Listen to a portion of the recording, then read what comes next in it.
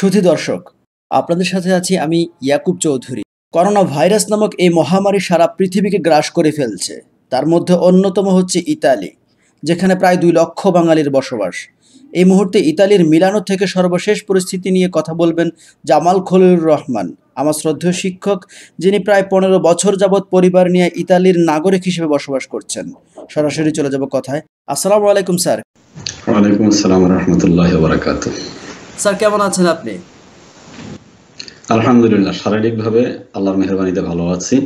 মনের দিক থেকে একটু ভয়, একটু আতঙ্ক জি আছে। জি, সেটা অস্বাভাবিক কিছু নয়। বর্তমানে বাংলাদেশের অবস্থা হিসেবে ইতালির অবস্থা আমি কম্পেয়ার করতে যাব না। আপনি যেখানে থাকেন সেই ইতালির মিলানো ওই জায়গার তুলনায় আমরা আলহামদুলিল্লাহ অনেক ভালো আছি। গত 22 তারিখে আমরা ইতালির অবস্থা নিয়ে আলোচনা করেছি। সেখানে অবশ্য আপনি খুব ভয়াবহ চিত্র তুলে ধরেছেন। আজকে এই মুহূর্তে আপনার কাছে কি নিউজ আছে? বর্তমানে পুরো ইতালি জুড়ে অবস্থা খুব একটা উন্নতি হয়েছে কথা বলাটা কঠিন। কারণ একদিন যদি একটু ভালো হয়, পরের দিন আবার খারাপ নিউজ আসে। এই জন্য আমরা ওভারঅল এখনো ভালো বলতে পারি না। আমরা তো সাধারণ মানুষ, আমরা সরকার যে ঘোষণা দেয় সেই ঘোষণাকেই সত্য বলে ধরে নিই। তো সেই হিসাবে আজ 27শে মার্চ 2020 মোট মৃত্যু হয়েছে 969 জনের। অনেক বেশি স্যার, অনেক বেশি। এটা আসলে সারা পৃথিবীতে সবচেয়ে বেশি মৃত্যুর হার এই মহামারীতে ইতালিতে হয়েছে। স্যার, আপনার আশেপাশে আর কেউ আক্রান্ত হলো কিনা? ব্যক্তিগতভাবে আমার পরিচিত নন, কিন্তু একজন বাংলাদেশি ভাই, আমি নাম ঠিকানা বলতে পারবো না, তবে আজকে অনলাইনে দেখেছি যে মিলানোতে বসবাস করেন এবং মিলানোরই একটি হসপিটালে চিকিৎসাধীন আছেন গত 4-5 দিন থেকে। আর গত শুক্রবার তো একজন ভাই মারা গেলেন, গোলাম মাওলা নামে একজন ভাই, সেটা আগে বললাম। যে ওনার জানাজা কি হয়েছে?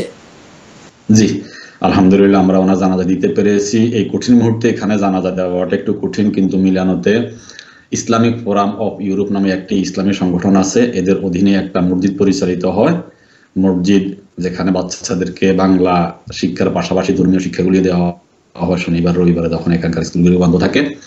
ওই মসজিদের তত্ত্বাবধানে এবং ইসলামিক ফোরাম ইউরোপের তত্ত্বাবধানে আমাদের ওই ভাইটিকে আমরা সরকারের কাছ থেকে বুঝে নিয়েছি। ওনার জানাজা হয়েছে, তবে সরকারি বিধি মোতাবেক মাত্র 5 জন ভাই জানাজা করতে পেরেছেন এবং মুসলিমদের কবরস্থানে আমরা ওনাকে কবরস্থ করতে পেরেছি।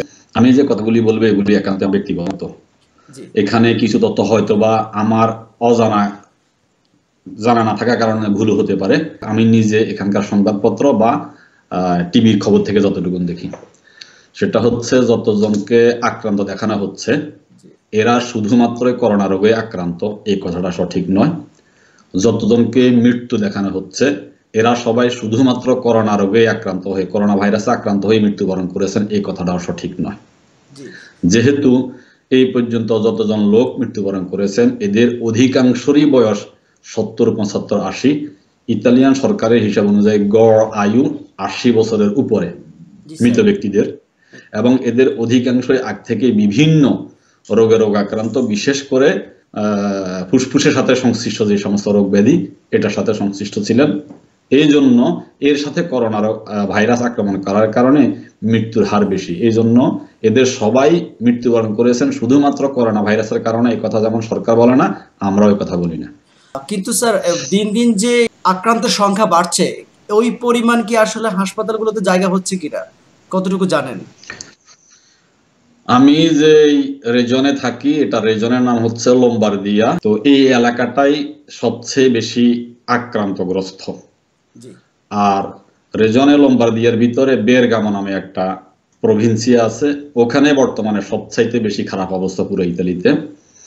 তো সেখানে হাসপাতালে স্থান সংকুলান না হওয়ার কারণে বিভিন্ন সাহায্য সংস্থা এবং এদেশীয় আইন শৃঙ্খলা বাহিনীর সমন্বয়ে গঠিত, যেটা প্রোটেকশনে সিভিলে নামে পরিচিত, হসপিটাল সংলগ্ন মাঠে সাময়িক তাঁবু গেড়ে সেখানে চিকিৎসা দিচ্ছেন।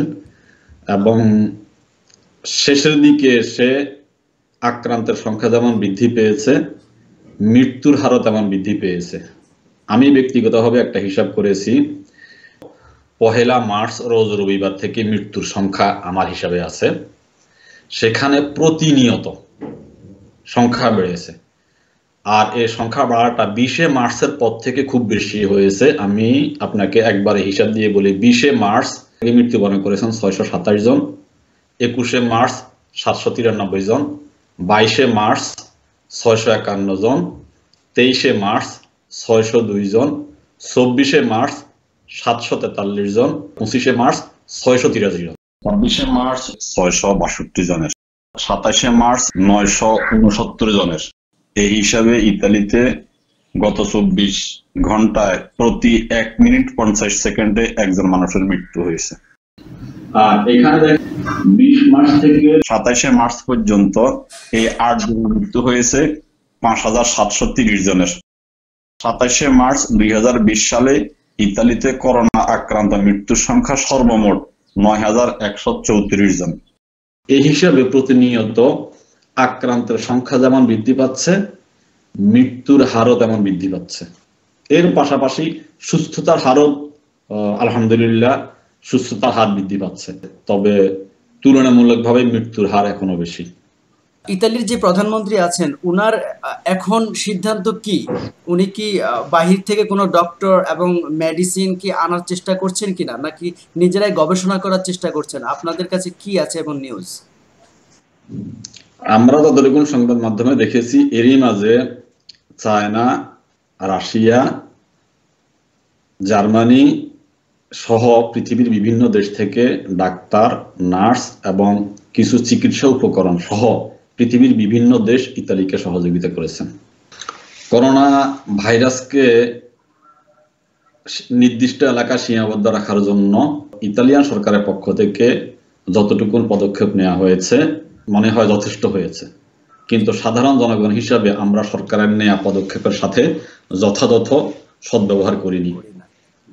এই জন্য সরকার সাধারণ মানুষকে ঘরে থাকতে বাধ্য করার জন্য বিগত 23 মার্চ 2020 তারিখে নতুন আরেকটি প্রজ্ঞাপন জারি করেন। এই প্রজ্ঞাপনে সরকার নির্ধারিত প্রয়োজন ছাড়া, অর্থাৎ যে সমস্ত প্রয়োজনে ঘর থেকে বের হওয়ার সুযোগ সরকার দিয়েছেন, এই প্রয়োজন ছাড়া অন্য কেউ যদি বিনা কারণে ঘর থেকে বের হন, আইন প্রয়োগকারী সংস্থা তাদেরকে জরিমানা করার ক্ষমতা দিয়ে একটা প্রজ্ঞাপন জারি করা হয়েছে। এই জরিমানার পরিমাণ সর্বনিম্ন 300 ইউরো এবং সর্বোচ্চ 4000 ইউরো। বাংলাদেশি টাকায় যা সর্বনিম্ন 30,000 টাকা, সর্বোচ্চ 4 লাখ টাকা। এর সাথে জেল ও হতে পারে। স্যার, এই জিনিসটা আসলে আমি বুঝতে পারছি না, যেখানে লাশের পর লাশ, মানে শত শত লাশ বেরোচ্ছে, সেখানে সাধারণ জনগণ কেন সতর্ক হচ্ছে না? এটাই মূলত সবচেয়ে কঠিন প্রশ্ন। এই প্রশ্নের উত্তর যাদেরকে প্রশ্ন করা হয়, তোমরা কেন বের হয়েছো, তারাও সঠিক উত্তর দিতে পারে না। আর ইতালিতে যত লোক আমরা বসবাস করি, স্থানীয় ইতালিয়ানদের তুলনায় বিদেশিদের পরিমাণই বেশি। সেজন্য আমরা দেখি আইন অমান্যকারীদের মাঝে নন ইতালিয়ানদের সংখ্যাই বেশি। আচ্ছা, সরকারের পক্ষ থেকে যথাযথ পদক্ষেপ নেওয়ার পরেও সরকার তাদেরকে বুঝাতে সক্ষম হননি। এই লাশের সংখ্যা কি ইতালিয়ান বেশি নাকি নন ইতালিয়ান বেশি? লাশের সংখ্যাতে ইতালিয়ান বেশি। ইতালিতে আপনারা বাঙালি আছেন কত? আনুমানিক 2 লাখ বলা হয়ে থাকে। আনুমানিক 2 লক্ষ। এই 2 লক্ষ বাঙালি, আপনারা কি ইতালির জনগণের জন্য তেমন কিছু করছেন কিনা?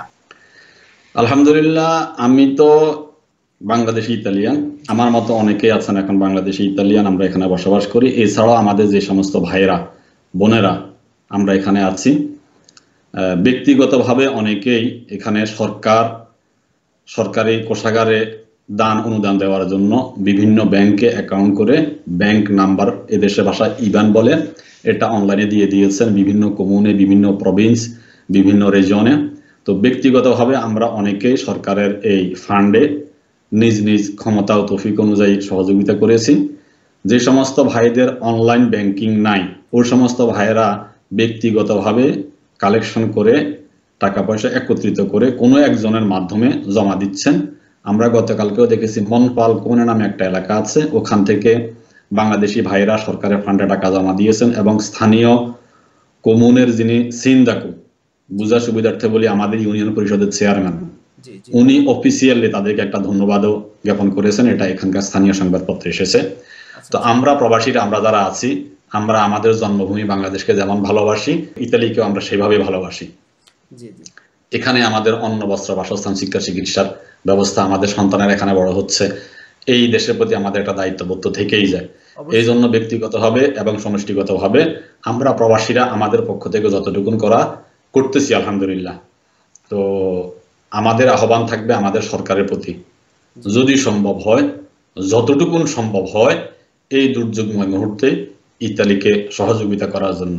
যদি একান্তই কোনো কিছু দিয়ে সহযোগিতা করা সম্ভব না হয়, অন্ততপক্ষে সরকার প্রধান থেকে, এই দেশীয় সরকার প্রধান যিনি আছেন, প্রধানমন্ত্রী অথবা রাষ্ট্রপতি, তাদের সাথে টেলিফোনে যোগাযোগ করে তাদেরকে যেন একটু সান্ত্বনা দেওয়া হয়। যে অসংখ্য ধন্যবাদ স্যার আপনাকে আপনার মূল্যবান সময় দেওয়ার জন্য। আর ইতালির বর্তমান পরিস্থিতি নিয়ে আপনি পুঙ্খানুপুঙ্খ আলোচনা করলেন, সেজন্য আপনাকে আরো একটি ধন্যবাদ। আপনারা ভালো থাকবেন, সুস্থ থাকবেন, সেই কামনা করেই আজকের মতো এখানেই শেষ করছি স্যার। আসসালামু আলাইকুম ওয়া রাহমাতুল্লাহি ওয়া বারাকাতুহু। আল্লাহ রাব্বুল আলামিন আমাদেরকে সহ পুরো পৃথিবীর সমস্ত মুসলিম মুমিনদেরকে এবং সমস্ত মানুষদেরকে এই মহামারী করোনা ভাইরাস থেকে মুক্তিদান করুন। আমরা যেহেতু এখন একটা কঠিন অবস্থায় অতিক্রম করতেছি, আমরা আশা করি আল্লাহ রাব্বুল আলামিন আমাদের পরিবারটা শুনবেন। আমরা আপনাদের সকলের জন্য দোয়া করি। বাংলাদেশে যে সমস্ত ভাই বোন বোনেরা আমাদের এই কথাগুলি শুনবেন এবং দেখবেন, আমাদের জন্য দোয়ার আবেদন থাকলো। কথাবার্তার মাঝে কোনো ভুল ত্রুটি থাকলে ক্ষমা সুন্দর দৃষ্টিতে দেখার আহ্বান থাকলো। আসসালামু আলাইকুম রহমতুল্লাহি ওয়া বারাকাতুহু।